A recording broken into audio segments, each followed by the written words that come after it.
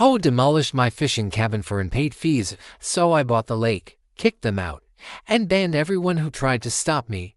Asterisk before we continue. Please subscribe to the channel and tell us where you are listening. Your support means everything. There's something about the smell of fresh pine, the sound of water lapping at the shore, and the stillness of the woods that makes everything in life seem easier. For years, my fishing cabin was my escape from the stress and chaos of everyday life. Nestled by the lake, surrounded by towering trees and the occasional sight of a deer grazing nearby, it was my sanctuary. A place where I could hear nothing but the chirping of birds and the soft crackling of a fire as I sat on the porch, sipping on a cold beer. But that all changed when the Homeowners Association HOA decided that I owed them money. One summer morning, I opened my mailbox to find an official-looking letter from the HOA. My heart sank as I read the words on the paper. This is your final notice regarding unpaid HOA fees. Failure to settle your dues will result in legal action and possible demolition of your property. Immediate payment is required. I felt a surge of anger flood my chest. I have been paying those damn fees for years. How could they say I hadn't? I scanned through the details of the letter, the bold print in the corner catching my late fees. Apparently, the HOA had charged me for missing a payment that I didn't even know about. The fine print of the letter stated that because I was a weekend property owner, I was charged an additional fee for not being present to pay it on time. I was furious. But there was nothing I could do. They had me backed into a corner with their threats, and I reluctantly made the payment, convinced it was all a misunderstanding. Weeks went by, and life returned to normal. That was until another letter arrived. This one wasn't a bill, it was a notice that they were demolishing my cabin. The HOA had decided that my property was a public nuisance due to neglect and unpaid fees.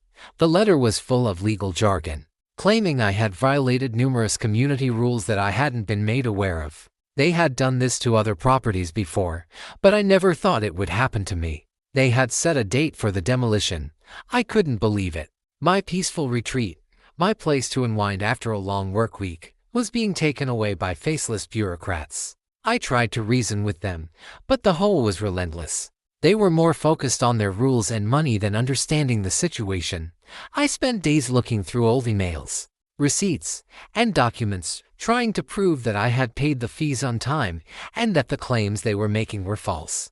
But each time I called or emailed, they responded with more red tape, more rules, and more threats. I couldn't get through to anyone who cared. One evening, I stood on the porch of my cabin, staring at the lake as the sun set. The serenity of the place felt like a distant memory, overshadowed by the crushing weight of the HOA's power. The rage inside me was growing, and I knew there was only one way to make things right. I had to take action. I spent a week planning my next move. I couldn't just let them tear down what I had worked so hard for. But then, something occurred to me. What if I could do more than just save my cabin? What if I could take control of the situation entirely? I reached out to the realtor and learned that the land around the lake, including the surrounding properties, was for sale. The price was steep, but it wasn't out of reach if I made the right moves. The idea of owning the entire lake and its surrounding properties began to take shape in my mind. I could buy the land, kick the HOA out, and finally make the decisions that affected my property and life. I invested everything I had, borrowed money from family, and took out a loan from the bank. The paperwork was long and complicated, but I was determined. By the end of the month, I had purchased the entire lake.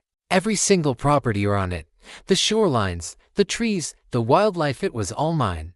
I felt a sense of power that I had never experienced before. The HOA had tried to bully me, but now they were nothing. I owned it all. Once the ink on the papers dried, I made my next move. I sent the HOA a letter informing them that they no longer had jurisdiction over the lake or the surrounding properties. I let them know that, effective immediately, all HOA fees were null and void, and any plans for further interference would be met with legal action.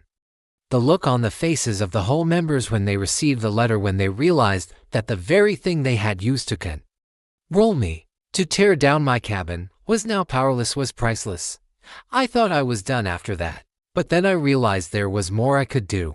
I decided to take it a step further. I put up no trespassing signs all over the property and made it clear that no one could come on my land without permission. I didn't just ban the HOA. I banned anyone who had ever wronged me or tried to take advantage of my hard work. The beauty of it all was that I didn't need to say a word. The silence of the lake and the beauty of the land spoke for itself. People tried to visit, but I made sure they knew who was in charge now. The rules had changed. As time went on, the effects of my decision began to ripple through the community. The once thriving HOA was slowly disbanded, and members scattered. Some moved to new neighborhoods, others gave up their memberships, and a few even tried to challenge me in court. But they had no leg to stand on. The property was mine, and the lake was off limits to anyone who didn't respect that. But in the end, I got what I wanted: control. The cabin that had once been just a piece of property became a symbol of my victory, a place where I had taken back what was mine. A place where the whispers of the past no longer haunted me. I still spend my weekends by the lake, fishing in peace, enjoying the solitude, and savoring the victory I fought for. It feels good knowing that I made my own destiny, that I didn't let anyone else dictate the terms of my happiness. My fishing cabin, once on the brink of destruction, stands proud, a reminder of the power I had to reclaim my life. The whole learned the hard way that they couldn't control me. And now, as I look out over the calm waters, I know that I'm the one in charge. No more rules, no more threats. Just me, my cabin, and the lake. And it feels like freedom. Just when I thought my victory was complete, something unexpected happened. The neighbors who had been silently watching my war with the HOA, a few who were former HOA supporters, began to voice their discontent. The idea of a private, HOA-free community wasn't something they were all in favor of. One afternoon, while I was walking along the lake, a few of these neighbors approached me. They were polite at first, but I could hear the underlying tension in their voices.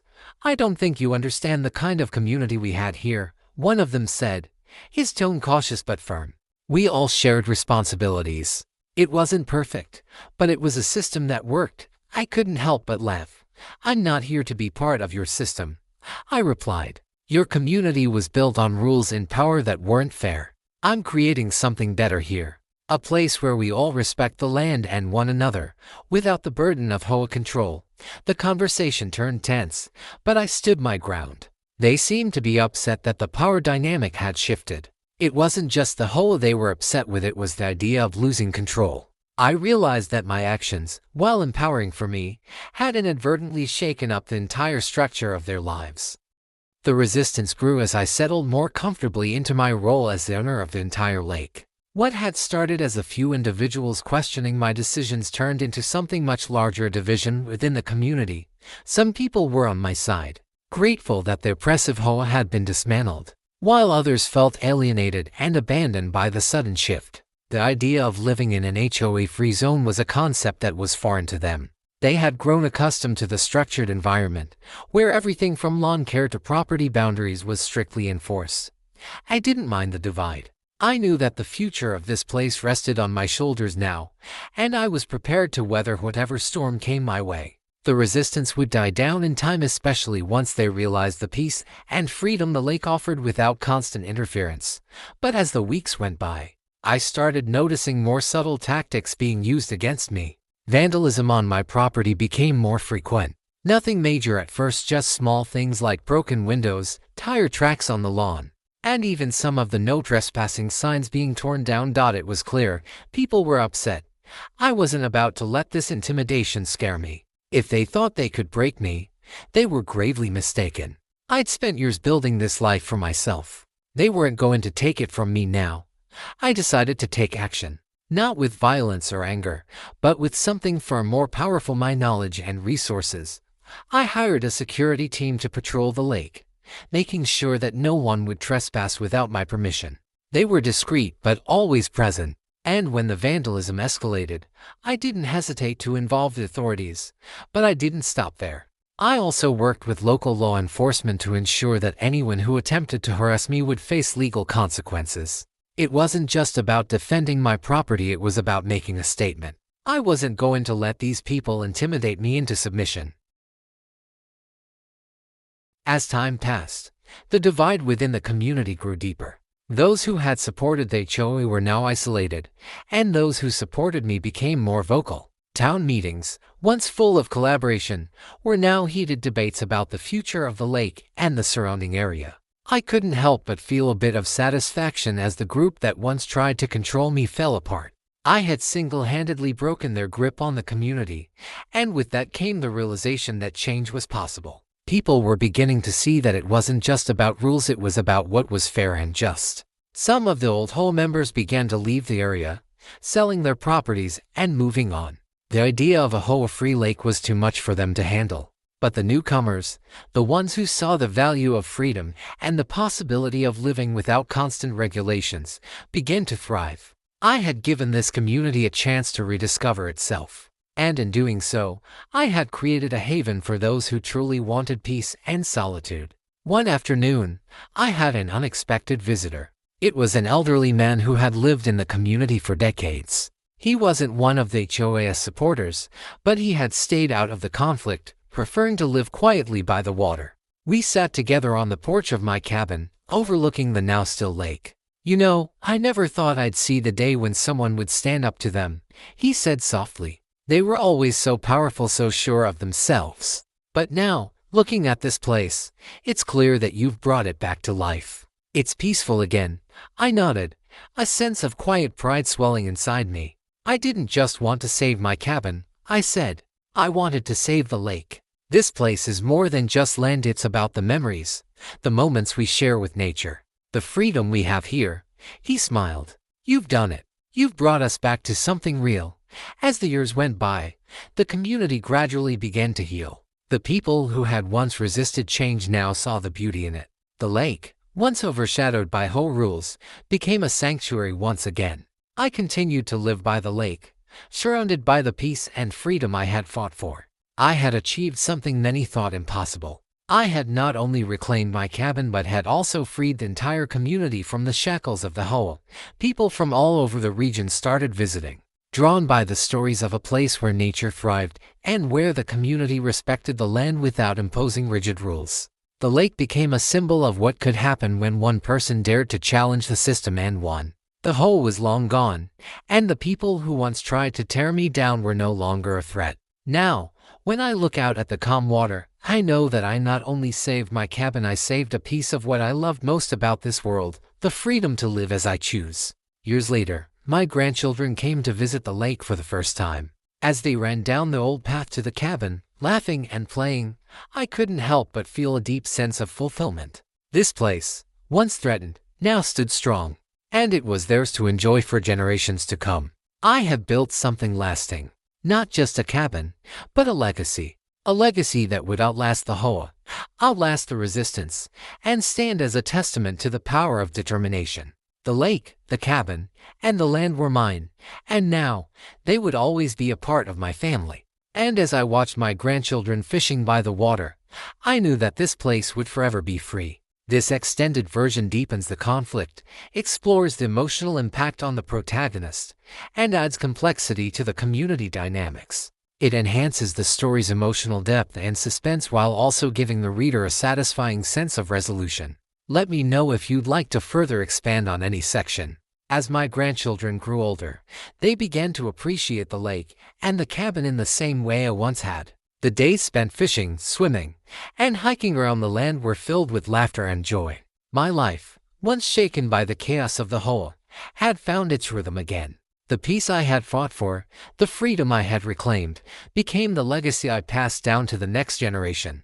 But even in moments of peace, there's always a shadow. The past never fully disappears, and the effects of the battles I fought still lingered. The former HOA members who had left, those who had once been my fiercest adversaries, were no longer in control, but they hadn't forgotten the man who'd taken their power away. Their bitterness festered, and as the years went by, I started receiving anonymous letters, each more threatening than the last. At first, I ignored them, but the fear that they might come back, that they might try to take everything I had built, gnawed at me. I'd fought so hard to protect my home, and now the same battle felt like it might resurface. One day, as I sat by the fire, the familiar scent of burning wood filling the air, I felt the weight of the past more than I had in years. My once serene lake now felt like a battleground once again, and the sense of peace I had fought for seemed fragile. The next letter I received wasn't anonymous. It was signed by one of the former HOA leaders who had been at the forefront of tearing down my cabin years ago. This time, however, the letter wasn't a threat, it was a warning.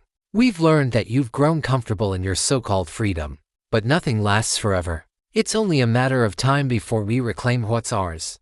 The words were a chilling reminder of the power they once had, and the power they still sought to regain. I couldn't ignore it any longer. I knew this fight wasn't over. I had to confront them head-on, to face the ghosts of the past once and for all. I made the decision to take the fight to them, to remind them who was in charge now. This wasn't just about my cabin anymore. It was about everything I had worked for, the years of sacrifice, the battles, the pain. I had earned my place here, and I wasn't about to let anyone take it from me. I didn't go into this blindly. I knew that if I was going to confront these people, I needed more than just legal threats or angry letters. I needed support, allies who shared my vision of a peaceful, HOA-free lake. I reached out to the other residents who had stood by me, those who had embraced the freedom of this new way of life. Together, we made a plan to stand up to the former HOA leaders and ensure they never had the power to destroy what we had built. The legal battle was intense. The former HOA tried to use every loophole, every ounce of influence they had left to reclaim control. But this time, the courts were on our side. The laws had changed, and the community had changed. The old tactics didn't work anymore. As the final court ruling came down, I couldn't help but feel a mix of relief and exhaustion. The judge's gavel came down with authority, dismissing the claims of the former HOA and reaffirming the right of the property owners to live free of HOA control. Asterisk with the court's ruling in our favor. The final remnants of the HOA's influence were shattered. The former leaders, who had once lorded over the community, vanished into the background, unable to challenge the new order. And as the years passed, the old threats that once loomed over me and my property began to fade into nothingness. The lake, my sanctuary, was safe. The cabin, now a symbol of my hard-earned victory, stood strong against time and history. My family, generations of us, continued to visit, to fish, to swim, and to celebrate the freedom we had fought for. And in the quiet of the evenings, as I sat by the water watching the sun set behind the trees, I knew that no matter what challenges the future might bring, I had already faced the biggest battle of my life and I had won. Years later, my grandchildren took their own children to the cabin, passing down the stories of how their grandfather fought for this place, the legacy of the lake, and the cabin standing as a testament to the fight for freedom, peace, and control over one's destiny. The whole was a distant memory, a chapter in history that had long since been closed. The lake had become more than just a body of water. It was a symbol of everything I had overcome, of the resilience that ran through my blood. It was a place where the past and present met, where the future could be written in the still waters and the rustling of the trees. As I watched my great-grandchildren run along the shore, their laughter echoing across the water, I felt a deep sense of pride. The cabin wasn't just my victory, it was the victory of everyone who had believed in the dream of a place where they could live freely, without interference or control. The lake was mine, and in the end, it was always meant to be.